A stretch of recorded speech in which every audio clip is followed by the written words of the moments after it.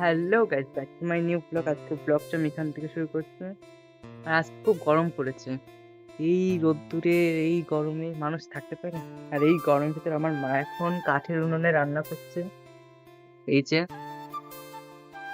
Guys, আমার মা কাঠের উনুনে রান্না করছে। আমার মা পাশ থেকে বলছে যে গ্যাসের দাম বেড়ে গেছে, তাই কাঠের উনুনে রান্না করছে।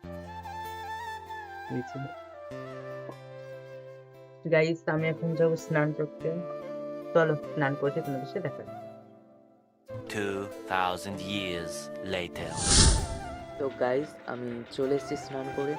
তো আমাদের এখানে আজকে না খুব গরম পড়েছে। কিছুদিন আমাদের এখানে না বেশ মেঘলা মেঘলাই ছিল, কিন্তু আজ হঠাৎ অনেকটাই গরম পড়েছে। আর রোদটা তোমরা দেখো যে কতটা রোদ উঠেছে আজকে।